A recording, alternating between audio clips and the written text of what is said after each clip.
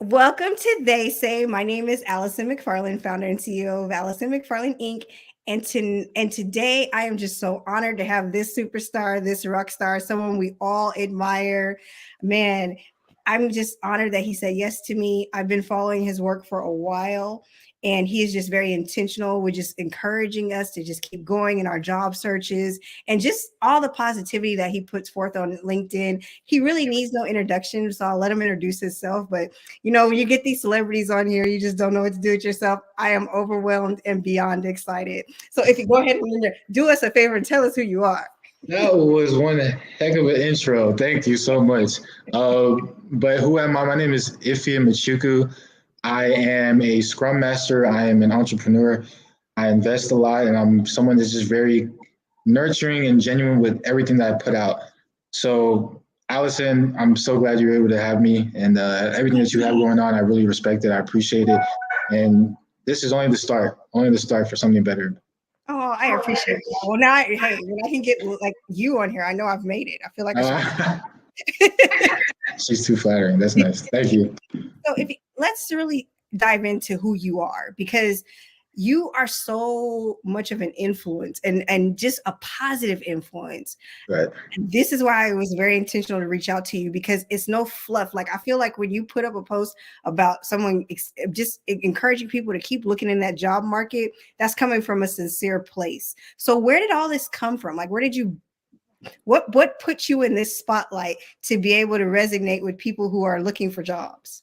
Yeah, it's crazy because the word LinkedIn, I never took that serious and I didn't really care too much about it 3 years ago. So what happened was I used to have a big Instagram platform with over 110,000 followers. And it got to a point where I was putting out a lot of content, but it became less purposeful. And then I had one day, like I'm very spiritual, so I had a heart to heart with God.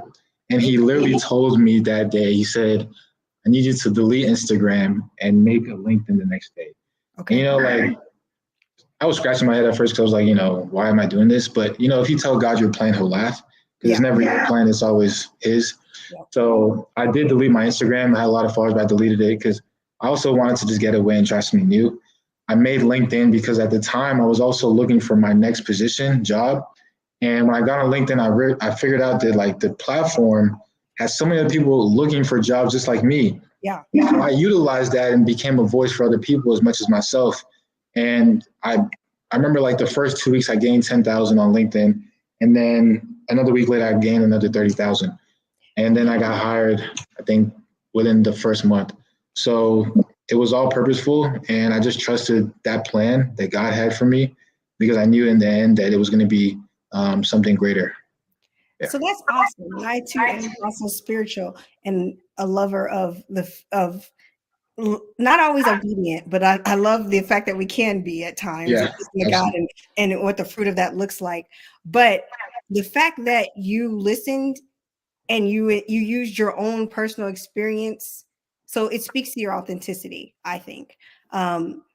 And how you were able to resonate your own personal experience with those also on the job market, giving them hope as you look for a job too. So that, you know what? Congrats. That's awesome. I see why so many people follow you, because how many people are really like taking the time to actually think of someone else when they're doing something and not just so self-focused? Yeah, I mean, I think I have such a big heart. It's very empathetic. So it can sometimes be. I used to feel like it was a gift and a curse because I'm taking so many emotions in, and when you take so many emotions in, I would have days where I would just like randomly cry because so many people I've encountered that have faced so many like situations, whether they lose their house, they have like a sickness, they die, Yeah. and when you have something bigger than yourself, you have to understand that like no one else is gonna be able to impact them as much as you. So it's yeah, that's how it is sometimes. Oh my gosh. I get it. I get it. Yeah, So yeah. you said, okay, so you said you found your job about 2 to 3 months in after you started posting this content for job searching. Literally that first month. Okay. Literally that first month, yeah. And what happened was my boss at the time, he hit me up on LinkedIn and was like, "Oh, we have this position. I see you're aligned to this role. Do you want to interview?" I was like, "Okay." And it's funny because at the time I had another job that had sent me an offer, but it was like all the way in California. Oh wow. But I just I remember I had gotten baptized like 2 days before I got that message from that boss. And from there, like he interviewed me, and then I had like two more interviews, and then the rest was history. So Wow. it was a surreal moment. Yeah, it sounds very. Yeah. So, with that being said, something that I've noticed, and I definitely want to give kudos to and just accolades to your company, they really allow you to cultivate your personal brand and they don't hinder it, which I absolutely love, especially having that finance background. I love seeing that. So, tell me how that journey has been for you. Yeah, I mean, since I've been on LinkedIn, even when I got hired, they've never pestered me about it. They've actually, it's funny, it would be kind of awkward sometimes because I would be in big meetings and they would be like, oh, if you guys need someone to promote our company, if he's the one to do it, or it's just stuff like that.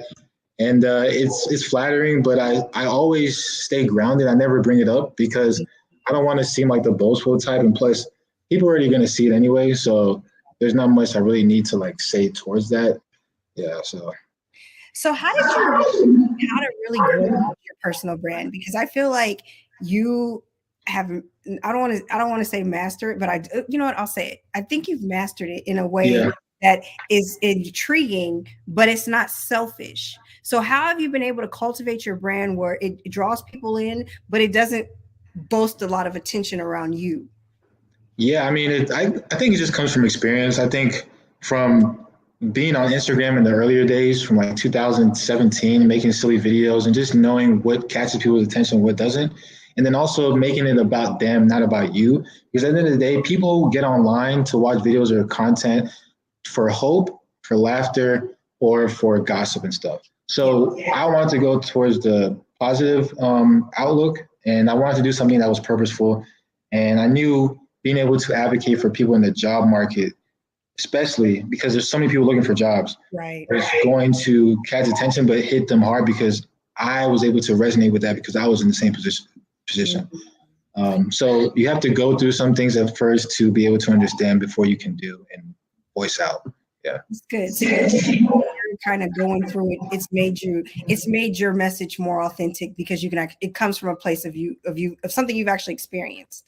Absolutely. And even people that want to post content are afraid because they don't know how to start out or they're worried about people judging them. Right. I used to be very rebellious about posting content on my Instagram or other social medias for my parents. My parents did not like that at all. And because they Really? wanted me to focus so much on school, graduate, but a, it became very, I would say hazardous towards them. But I told them like, this is bigger than me. And from that standpoint, they understood it and we clashed a lot, but in the end, like I started making money through different ways, and then they understood like the real purpose behind it when I was helping people more, and everything happens for a reason. So here we are now. Oh, awesome. So I know you have the billboard in Times Square. So how did your parents feel? Like, okay, it all makes sense now. Like, what was that moment for you and your family like to be on a billboard in Times Square? I remember when I told my mom about that the first time, she literally screamed. Like it was a lot. I've never heard her scream that loud before. And then she started crying. But I knew from that moment that like everything that I went through, the pain, the agony, the stress with social media, it was for a reason. And then I'm glad I did it because you got to go through things that other people are not going to see your vision first before, until they see your vision. So I was very, very stubborn, but stubborn in the right way. Okay. Yeah. So you would say, I would say fair. Say what? I said I would call you tenacious. I feel like there's a certain tenacity that comes with you. Yeah, you can say that. I'm just very big on. I'm very big on what I know is right and trying to do it the right way at the right time. Sometimes you have to like push yourself and push others to see the vision, so they can come along. But people that don't see the vision, you just do what you can and then see what happens. And eventually they'll see it. In your case, eventually they'll see it. Yeah. So Yeah. now that you're sitting at this place now where people eventually see it, I know you're a huge proponent for mental health. So can you Absolutely. explain that to me? Because I think that's something so powerful. And often I think in this social media world, we take people's mental health for granted and the importance of just safeguarding it. Yeah, I think mental health, a lot of people would think that they're strong for keeping and bottling in their emotions, but you're actually strong when you're able to let it out and tell other people about it. I think that's when you're able to let out and be vulnerable, because mental health is at an all-time high. Why? Because of social media, comparing yourself. You see this and that. You want to have this car. You want to have this house. You want to have this type of friend, this type of look. But understanding if you're internally at peace with yourself, which is easier said than done, Right. it makes things a whole lot better. But you have to be comfortable being alone, honestly. Right. I think with me, I have to be comfortable being alone in the long run, because you can have as many friends as you want, but until you know yourself, you're not going to be able to build more relationships, and other people are not going to understand you. So mental health is very, very important to me. I take it very serious, and people cry every day for different reasons. You never know what someone else is going through. Right. People wake up and put up a different mask every single day. So being able to be more understanding and less condescending is what I feel like a lot of people should do and adhere to. I think that's awesome. So how have you been able to guard your mental health as you transition from from TikTok to LinkedIn? Like, how have you been able to guard your mental health in this social media world? Taking breaks. I have to, I never tell myself I need to take breaks, but I kind of have to, because it gets to the point where I'll get so exhausted with people either asking me for something or just see too much content that's negative. Mm-hmm. So I'll just I'll deactivate my Instagram, or I'll just take some time off of LinkedIn. But it gives me room to then grow and then come back even better. Because if you're just posting every single day and you're getting very exhausted, it can become very daunting, and you won't realize it till weeks, months later. So yeah. So you take it pull away. Absolutely. Okay, cool. So in your pulling away, what have you found that is a good way for you to find a release when it's time to just mentally, how do you mentally dump? How do you, because everyone pulls on you, you're such a high profile individual, high profile, as you say. Yeah. I say high. Thank you. You're such a high profile individual. How is it that you find time to relieve your thoughts and just kind of be alone with yourself? It's really just, I watch a lot of movies, I sleep a lot, and I try and just focus on the things that I love to do. So in terms of designing homes, and then just venturing out and talking to my mom a lot, hanging out with family, I think that's very important. And those things really keep me grounded and keep me sane at the same time. Okay. So you need people around you that can make you feel sane. If not, you're just gonna mentally just explode. That's good. Yeah. I appreciate that. And I think one thing that I appreciate the most that you said is your family keeps you grounded. So I feel like you come from a very strong family background, right? Absolutely, yeah. My mom and dad are heroes. Yeah. My mom and dad are my heroes. I say my dad, because we were born in Nigeria. I was born in Nigeria. I came here when I was 5 years old, but my dad, he grew up in the I forgot what the war was, but it was a war in Nigeria at the time. Mm-hmm. And he used to walk to school, and their school would be under a tree. That's how bad it was. He would walk miles just to get to school. My mom, she grew up in a better family, but she went to school and became an attorney, lawyer. Same thing with my dad. So just understand that level of foundation. Maybe you want to push myself even more. My brother, he's an inspiration to me too. He went to Yale. Okay. He graduated with a 4.7 GPA. He's very smart. So I have people like that around me to keep me motivated. Ify, that's cool. My brother. Your brother went to Yale? Yeah. Oh, that's cool. Wow. He went to Morehouse too. So yeah. What? Wait, did he go to Yale first or Morehouse? He went to Yale first, then he graduated, and then he went to Morehouse first, then he graduated, then he went to Yale. Oh yeah, that's amazing. Yeah, he's super smart kid. He's super smart. Wow, excellence. Look at that. Yes, we are here for that. Definitely here for the culture. Yes. Awesome. Yes, that is awesome. Okay, so you said your brother is your hero, your parents are your heroes. Yeah. So how have they embraced your influence? What is their thoughts on that?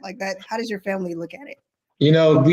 We talk, they don't see, it's so weird because I don't talk about it with them like that. If anything, I'll let them bring it up, because to them, I'm just they grew up with me, so I grew up with them. So I don't like talking about it because they see it already. They already know who I am. It's other people that from the outside looking in that needs to understand who I am. Yeah. So, but they embrace it. I know they're very proud. They probably don't say too much, but I know they are. Because I remember one time my brother, he introduced me to his friends, and one of his friends was like, your brother, he talks about you all the time, and I never would have known that because he's so quiet. But him telling me that just made me understand that like I'm doing it the right way. Oh, I love that. I love that you are so rooted in your like your moral beliefs and your faith. I love that. Thank you. Because I think it's easy to kind of get wrapped up in all the glamour, but not really staying grounded. So I definitely respect that a lot. Yeah, absolutely. I think if you're not grounded, you're gonna lose yourself quickly. Especially with social media, or just whether you become famous, you have a lot of money, social media, you're gonna lose yourself if you don't have the right people around you. Yeah. That's good. I know you like basketball. I see that. Yeah. And I know you're a huge Golden State fan. So tell us how to. Huge Golden State fan. Yeah, I've been a Steph Curry fan for a long time, but I just love the whole team. And yeah, I'll try and go to games when I can. But Steph Curry, it's not just him as a player, but what he does off the court and who he is as a person. I think he resonates with me a lot. He's very humble. He's spiritual as well. Family man, and he does a lot for the community. And for him to stay that grounded for how big he is, it's crazy. It's amazing. It's amazing.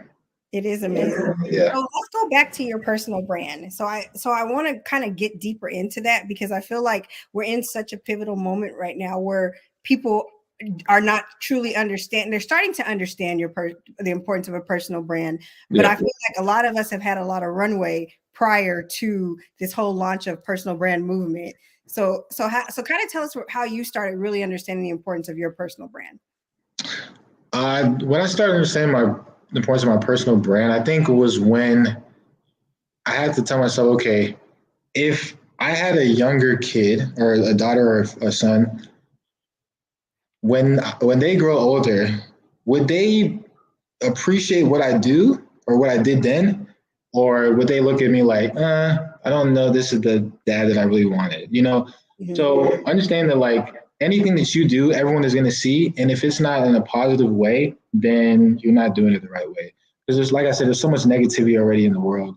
A lot of people taking so much in that's just like a lot of stuff that's unfiltered, and a lot of stuff that just like can deteriorate them, belittle them.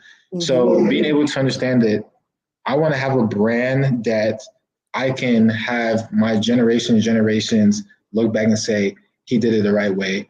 We want to be like this person. That alone just like makes me go harder for that. I love that. Yeah. Really yeah. So when you think of legacy and you think of your brand speaking to legacy, what do you want your brand to represent, and what does your brand represent to you? Like when people see Ify, what do you want them to see? I just want them to see someone that's loving, caring, and understanding.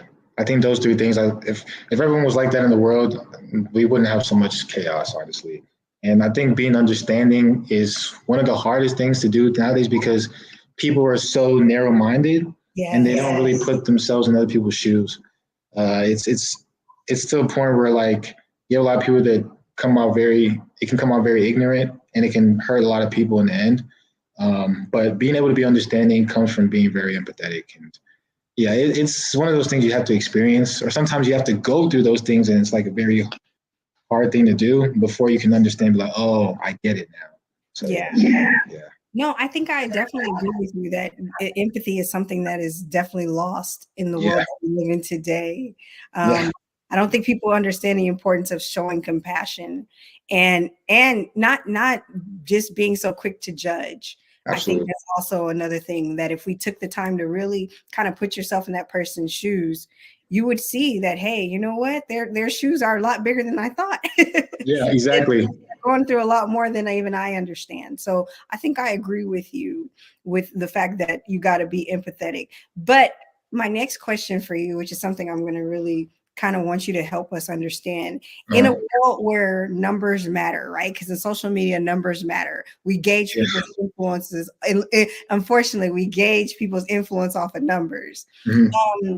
how can you speak to that as somebody who is it has you're probably what if I think of your TikTok, I think of your LinkedIn, you're pretty up there like in followers. So how do you do you think that's a correct way to gauge people's influence? Look, there's a how do I put this? There's a lot of famous people that aren't great, and there's a lot of great people that aren't famous. There's a lot of famous people that aren't effective, and there's a lot of effective people that aren't famous.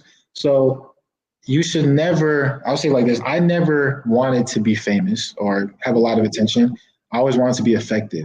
Okay. I knew that if I was effective, it would touch people in the right way. You can be famous and you can be very negative, you know? So the numbers is one of those things where I came into social media wanting to grow, but grow because I wanted other people, more people to see how to do things the right way, how to be joyful, how to be peaceful, happy. And then I knew like if I grew over time with whether it was 1 million followers, 2 million followers, I'll be touching 2 million people that need it, that really genuinely need it. So yeah, the numbers is one of those things I don't look at every day or anymore. Like I don't wake up and say, oh, I got to get this amount because that can become exhausting. And when you start thinking of it from that standpoint, you will then lose yourself too, because then you'll start making content that's not within your niche. You want to do stuff that's just like, oh, I think I can get this amount of followers if I do it this way. And that just, you change your whole trajectory of what you're doing in the first place. I like that. So let's go back to your niche. I heard you mention that. So Yeah. how did you figure out when you got on LinkedIn? I know it was coming from a personal space, but how did you, because you have stayed in this vein that everyone can resonate with. And that's what I absolutely love about you. Yeah, I think my TikTok helped me a lot. So before I got 2 million on TikTok, I was also advocating for people on Instagram. And I remember specifically this one person named Shakila. She's from Afghanistan at the time, and she told me her story. It's actually one of the most inspirational stories to me because she was forced into marriage at a young age, abused, beaten. She actually got shot in the eye too by her husband, her ex-husband now. But so she tried to escape from Afghanistan, but at the time, I think the U.S. wasn't letting people in. So she actually ended up moving up to Canada. But her story alone made me understand that there's people like that in our world that go through this every day. And that's why I started advocating on TikTok with people with disabilities, mental health, sex trafficking, everything. And when I saw how many people didn't understand that this goes on, because I didn't understand either, I started to do it even more. And then a lot of people were still ignorant and like bullying them as I was making the videos. So I had to like tell myself, I have to bring this to light, Yeah. And then I just encountered more people and just made me more empathetic. But it comes with a lot of burden, or like not burden, but a lot of pain because you're taking in all those emotions. Yeah. But I carried that on to LinkedIn because I saw like, okay, people need help in the job market. People just need hope. And that's what made it easier for me to stick with that niche. So it was just very organic instead of forced. So on LinkedIn, how do you found that translated? Because I feel like the amount of messages that you get, the amount of people, like you could post I, and I swear 1,000 people will come on there and be like, oh my God, thank you, Ify, thank you, like you could just post the simplest thing. It's funny, but your impact, I think, is far greater than sometimes you even realize. Yeah, I mean, I try and stay as grounded as possible and just let other people mention or say what they have to say. But when it comes to the messages, at one point I had to start doing those, what do you call it? I'm not here right now, just leave a message. I feel like the way messages, because it got too exhausting. But if I'm gonna read like messages on LinkedIn, I'll look at like the one that's in a way they're not like asking me automatically. They want to have a conversation first. Because some people they'll just be like, "Hey man, I really need a job right now. Can you help me?" This and that. Like they'll just do it off bat. And though I know I can connect them, but at the same time, I can't help everyone, you know, and you got to remind yourself you can't help everyone. You can help someone, you can't help everyone. So, but I think that's fair. I think that's very fair. But I also think the content that you put out, it kind of gives you tools to get the additional help that you need if they pay attention, right? It's like a puzzle. Yes, exactly. You definitely put out pieces to the puzzle, right? Because I get it. You're not going to be able to touch everybody, but the ones that can't actually sit down and have a conversation with you, I know you said you're doing a lot more interviews, which I'm super excited about because I feel like that's kind of give people a little peek behind the curtain and to kind of get to know you as the person, which I think is super important to your personal brand. Yeah, definitely. Before I've done a lot of interviews before, honestly, before LinkedIn. I've done a lot. I just stopped doing interviews because I became more private. So this interview, I don't even know if I'll do another one in a while, but this will be special for you, I guess. I don't know if but you're a special person, so I didn't mind. But yeah, a lot of people have asked me to do interviews. A lot of them. I just haven't responded. Oh, well, if you don't make me cry, you just made my whole Yeah. life. I feel like I'm gonna call my mom and be like, Mom, I made it. If you ain't gonna do another video. You know what's so crazy though? The billboard thing. The person that had put it up for me, he actually asked me if there was someone else that I wanted to give him to put the billboard. I thought of you, and I was like, yeah, Allison. But he was like, we want someone with more followers. I was like, you can't make an exception. He was like, give me a couple months, not a couple weeks, sorry, and get back to me. So that was like, Oh my God. that was in January, yeah. So yeah. the fact that you and I have this is like our first like official conversation, like we've talked through like messaging and stuff, but the fact that you would even think of me, like I'm flattered. So thank you. Of course. Thank you for that. And I definitely try to represent and be as authentic as I can. Because I think that's important, especially as a woman, a African American woman who came out of corporate. I feel like it's so important to just stay true to who I am and not allow the fluff of not having 1,000 followers or I have 1,000, but not having millions of or hundreds of thousands of followers really like deter what I got going on. Well, I mean, I always say to people that 10,000 10,000 followers on LinkedIn is better than 50,000 on Instagram. Okay. Because like the connections on LinkedIn are more prominent. Yep. You could have, I've had followers on Instagram, like you have better connections with LinkedIn because it's more business related. And LinkedIn is also more of a positive app than Instagram, to be honest. And yeah, it's funny because with LinkedIn, I meet so many people that are older than me that appreciate what I'm doing. So it's even more flattering because I'm looking at like, you're older than me, like I appreciate you, but for them to come back and say, we appreciate what you're doing, it means a lot. No, but that's I'm saying your impact is far greater than what you realize. And I think God can trust, I know God can trust you with more because of the way your posture correctly for increase. It's not about you. You understand that it's bigger than you. And that's why he can trust you with more and put you on billboards and have you doing some amazing things because he knows that you understand that this is bigger than you. So that's awesome. Amen. Thank you. Thank you so much. That's awesome. So you're gonna make me cry. A tear on it. Well, I am honored. So let me think of some more things to ask. So you are. Tell me. I don't want to get it wrong, but you're a master. What's the What is it? Oh, Scrum Master. Scrum Master. Okay, what is that, Iffy? Because I don't know. Yeah. So let me tell you the story real quick. So when I was very broke a couple years ago, I was very broke. Talking about negative 200 overdraft, all that stuff. Yeah. I remember I was doing Uber and I would pick up Indians sometimes, right? So when I would pick them up and I would drop them off at their house, like how did they get this house? I want to know. Yeah. And so I remember one time I picked up this Indian family and I was just like, hey, I forgot what I asked him. I was like, yeah, what do you do or something like that? And he was like, yeah, I work in tech. I was like, oh, okay. Do you like a coder? Because I whenever I think of tech, I think people like. He was like, no, I'm a Scrum Master. I was like, Scrum Master? He's no Scrum Master. I was like, what's a Scrum Master? He was like, basically someone that guides a team of developers and they lead the team. But the way he was describing it was just like he was in meetings all day. He wasn't really like doing anything technical. Yeah. So I studied on it more, and then I went to my uncle, and he told me like get these certifications, and then just start applying for jobs. So usually it takes people like weeks to a month to understand Scrum. I got the certification after 6 days of studying. And I Wow. got two of them. I got the Scrum Master one and then another one based off of the team. And then Wow. I started applying.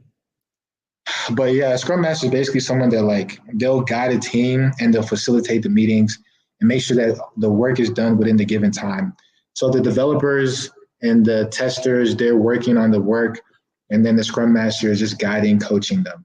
So that's Mm. basically what it is. Yeah. So it's like a Wow. project manager, but more lenient. Yeah. Okay. So it's space. Yeah. Wow. Yeah. Okay. That see, I didn't know what it was. So that's you're bringing light to things that I'm Yeah. there's a million other things in the world that I don't know. But I was like, what is that? What does a Scrum Master do? Because I'm starting to see more people with that title. So I was like, Man. tell me what they do. Maybe And yeah, like there's so many people that are applying for that role now because the propaganda is just increased like crazy because of social media. But really? it's become way more saturated because so many people are promoting it because it seemed like, oh yeah, it's so easy, 6-figure job, do Mhm. this remote, you can work from home. And the way they portrayed it is why it's become so saturated and so much more competitive for people to get that role. So Really? yeah, yeah. So is that role available? I didn't even know that it was offered at the bank. So like in the financial space, that's amazing. So is that a role pretty much everywhere or is it like It's in most companies, yeah. So use like because with so I'm a scrum master for the ATM field. So we're working on like the stuff with the ATM machines. So it's like technical stuff. Like let's say you go to the ATM machine and you need to withdraw something, you click on a button, but that button looks too small. Mhm. That's our job to get our developers to fix that size or something like that. Right. So it's that type of stuff. Yeah. Wow. Yeah. Okay. Yeah. Wow, that's impressive. That's Yeah. impressive. So I like how you turn lemons into lemonade. We'll definitely say that because you said you're driving Uber and you're like, how did you get here? So what has Yeah. made you just so open and curious for information? I think that is awesome. I mean, I think I say the world is our university. Always wake up ready to learn. Mm. I think once you cease to be a student and you're the teacher, you then become irrelevant. You think Oh, about anyone that's great, whether it's Mozart, your favorite actor, your favorite artist, they're exceptionally great and they get all this praise, but they're always wanting to still be a student and learn to get better.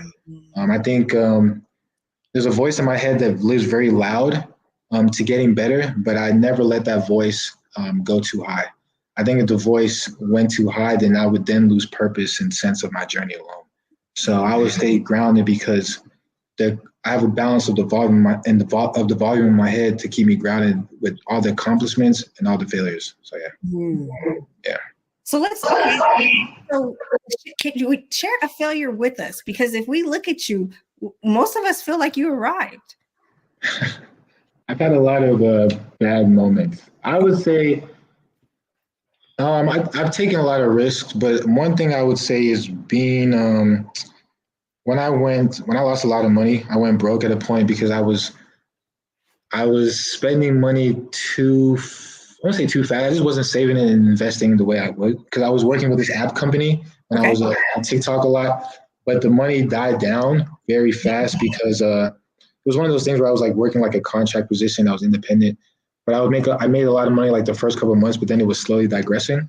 So I had to find new ways to make money, but I ended up losing a lot of money, then went broke. But I would say that was a pivotal point in my life where I had to figure things out. But if I never went through that phase of understanding how to utilize and work with better financial ways, then I wouldn't be in the situation I am now to save and know how to like spend things, know what to spend on, what not to spend on.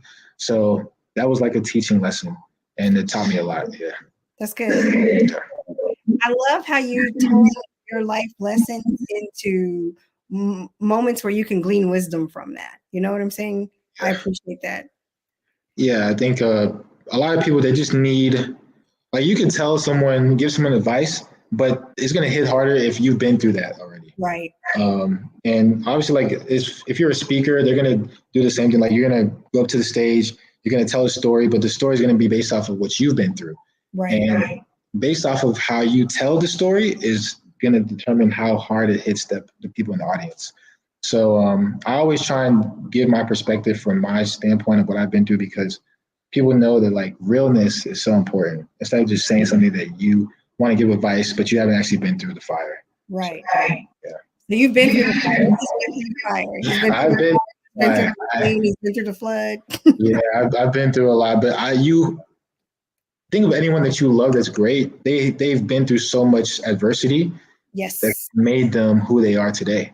You know, whether it's someone that's like people that doubted them, or they've lost a family member, or they've went broke, stuff like that. Is you have to go through that fire, and I think greatness is when you feel the fear inside of you, you feel the fire, but you still step in it anyway. Mm. You have to go through that, because if not, you're not going to grow over time, and change is always going to be uncomfortable. It's always going to be uncomfortable. If you're still the same person a year from now, wisdom wise or anything, you haven't grown enough. But it's baby steps. It's always going to be a marathon, not a sprint. So yeah. That's so good. I love that. So because there's so much. So in such a microwave society, you would think sprint. So how do you speak to that? Because people are like out here sprinting, supposedly. I mean, the simple term, like the elevator to success is broken, so take the stairs. You know, a lot of times they want to take the elevator and get up there fast, the easy way, but understand that the stairs, like, it's one step at a time, one step at a time, one step at a time. And you understand that, like, you could have a lot of steps and you could be through a lot of pain when you're walking up through steps, but the reward is greater in the end. So if you think of it from that standpoint, yeah, sky's the limit. I love it. So I know you said you're into housing. So you're building houses, or you flip houses? What do you do in that space? A little bit of both, but I am currently like I have one I'm going to remodel right now, and but it's just a work in progress. The main thing I've learned about when it comes to building, or you want to buy a home, just know specifically what you want, so that when other people come to the table, or whether it's contractors or an agent, they're not deterring you from your actual vision or goal. And even if you can't afford that house at the time, like, be patient. Like, especially in this market nowadays, just be patient. Yeah. But I learned, like, in terms of like when you're building a home, like certain things you have to know: soil inspection, like surveying, like how many square feet you want the house to be, how much land do you want, uh, like what's the property tax rate. There's so many things, but I think it's a stressful journey sometimes, but it's a very prominent one, because you can build a home and you can like cherish that even more, because you built it out of nothing. So you build your homes so this is like a thing of like relief for you, or like a thing of what would you call Yeah, it? let's say I guess you could say a hobby, but it's one of those things where I'm just taking my time with it, and I know in the long run, because my mom, she's the one that like made me get into like these type of things, because she knows a lot about housing. Good. And so yeah, shout out to my mom. But she Well, made me real estate, so yes. yeah. So I'm very appreciative of that, and yeah, so one step at a time. But we'll see what happens in the future. So I want to commend her for being a banker. So I was a commercial banker for over 15 years. I want to commend your mom and just kind of like put a pin right here real quick, because I think there's a generation, I know, like that millennial, Gen Z, they're not buying houses. And a lot of people are trying to figure out how to make them re-engage with the housing market, or show them that it's important to have some type of real estate. And I know my father, he's from Jamaica. So he gave me like a long speech about how I need to buy a house. And I was like, nah, Dad, I'm just going to have this apartment. I'm living in luxury. It's beautiful. And he was like, no, ma'am. So I finally bought into his philosophy, and I bought my house, and I'm grateful, because I've been a homeowner for about 6 years now, but I'm grateful that I listened. You're clapping because it's true. I'm grateful that I listened, because at first I was like, nah, man, I don't want to do it. An apartment, I can just call them and they come fix something. Yeah, it's because people, they get apartments because sometimes they can't, their credit's not good enough for a house, or they just don't want a house, period. But understand, like, once you get a house, you're automatically building equity from that. And it's an investment at the end of the day. If you sell that house, it's an investment, because once you have an apartment, that money is gone. You're not getting it back. You're never getting that back. But I just look at it from that standpoint, and wanting to invest more with stuff like that, because it's like the long game. And a lot of rich people, the rich stay richer because they invest in property, stocks, all that stuff. Yep. The poor stay poorer because they don't have that mindset, and they haven't put themselves in that space or area to get that knowledge in the first place. So like if someone makes 20,000 a year and they meet someone that makes 2 million a year, I'm pretty sure they're going to want to know, how can I make 2 million a year? And they're going to ask many questions. They're going to take it all in, and they're going to want to do that same thing. They're going to change their life, or change certain things to want to better themselves. So yeah, it's all about like who you're around, who you know, and then from there, what you know. So yeah. I love that. So, okay, we got to come to an end. You said something that I absolutely love. Yeah. And I think that we need to kind of go a little deep, unpack that a little bit. The importance of being around people that are at a higher level than yourself. So you That's can right. because I believe seeing is believing. So tell us more about that. Like, what has that experience been like for you? I mean, I don't have too many friends. I will say I don't really have too many friends because it's hard to really meet friends that are trying to elevate as much as you. And when I get very focused when I'm to myself. You show me your friends, I'll show you your future. Your friends are always going to be a reflection of you. And I always tell people, like, I want a friend that, just put it like this: if I'm blind, and I obviously you have like the dog in your cane, I want a friend that literally will be able to guide me just as much as like a blind man's dog. I want that type of friend, because you're not going to be able to see certain things that your friends can see. I want that type of friend. I want a friend that can tell me no, or tell me not to do this when I want to do it, but I know it's not right, or they know it's better for me not to do that. I want that type of friend. And just friends that you can genuinely appreciate, be around, grow with, and just it's hard nowadays because a lot of things can be fake or wishy-washy, so you have to be very cautious. But I'm very easy to be around. So I'm friends. I'm not friends. I'm cool with a lot of people, but I don't also let a lot of people in. So yeah. I can believe it. I can believe it. But I think, just from my experience, and you tell me if I'm incorrect. Yeah. Once you get to a certain level in life, and just not just so much accomplishments, but when you're on a mission to just create something bigger than yourself, it's limited people in that space who are mentally aligned, physically aligned, and emotionally aligned. So it's a lonely space, because there's not many people that get it, and it's such a sacrifice that most are not willing to make it. They want to be in the club or wherever else they choose to be. But to really be successful, I think there's a consistency that you must have. There's a grit you have to have. There's a tenacity that you have. And it's a lot of loneliness because people don't understand it. Man, well, you become very alienated. And one of my friends, he came up to me one time, and he literally told me, like, he looked dead in my face. I was like, why are you looking at me like that? He was like, bro, you lost something. And I was like, what do you mean you lost? What do you mean I lost something? He was like, you lost normalcy. I didn't know what that word meant at the time, but he was like, yeah, you're not normal anymore. Like, and from that standpoint, there's going to be a lot of people that won't understand you. Yeah. And I always tell myself, if I'm going to work with someone, I want to be close with someone. Or if I see the potential in someone, that means I also see a little bit of myself in that person. But how much drive did I have in the beginning? Yep. Because you want to be able to have those type of people around you that can push you more. And it's hard to find, but once you find those people, I'm very attached to them. I agree. Yeah. The circle is small. The intimate is small. Once you come, it's over.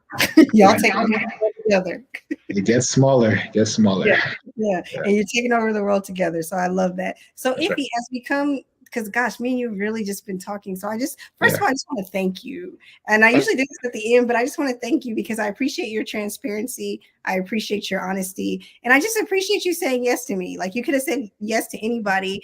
And I just thank you for taking the time to say yes to me and just being really being who you say you are. I deal with so many phony people, and you know how it goes.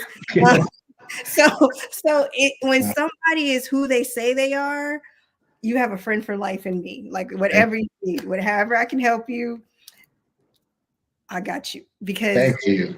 That is something I cherish more than anything. People that are consistent, people are who they say they are, and you can actually, not just with their words, but their actions match their words, it's over. Thank you so much. Thank you. I mean, I appreciate you too. And I mean, you have to be transparent because honestly, it would be too exhausting waking up every day and be like, oh, I got to pretend to be this person again. Like, it's just too exhausting. So, and, I think being transparent, it makes me more comfortable with myself because at the end of the day, if I'm transparent, no one they can bash me all they want, but I already know who I am. Like you're not telling me anything new. If you're telling me something that I'm not, then I really don't have much to say about it anyway. So Amen. yeah. That is so perfect. Yeah. That is so perfect. I love that.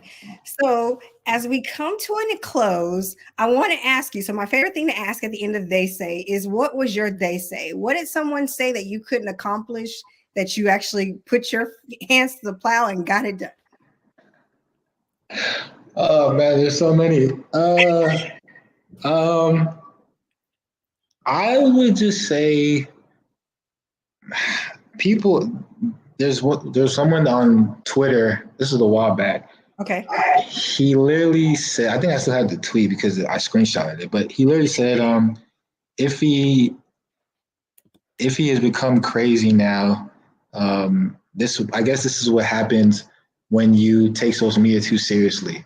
I remember them tweeting that, but I guess I used that as motivation, but I think that in a sense made me understand that like people's ignorance, you can't really, you just gotta like take it with like a grain of salt. So I think nowadays people are very much like, at first what they do is they laugh and then they ask. Mm-hmm. So they'll laugh at you in the beginning because they don't understand, then they'll ask because they want to know, be like, oh, how did he do that? Right. So you just got to follow your dream, follow your vision. And no matter what anyone says, it's your vision at the end of the day. And if it's God's plan, no one else's plan can deteriorate or take that away. Yeah. It's a pleasure. I thank Likewise. you. I thank you. You already know when you come to the H, it's over. Like it's over. Yeah. Facts. I gotta be there soon. It's over. So just let you already know it's over. Like I can't wait for you to come. But you guys, thank you so much for spending this time with us on They Say. I'm honored to have Ify on here. He is a man of his word, and those things, and what he puts out is really who he is. And that is something that needs to be commended, because with so many people that choose to be inauthentic in this world, to have somebody that uses their influence in a positive light is definitely something that needs to be celebrated. So I celebrate him. I'm honored he said yes. And you guys have a great evening. Thank you, Allison. You're amazing. You're the best. You're the best.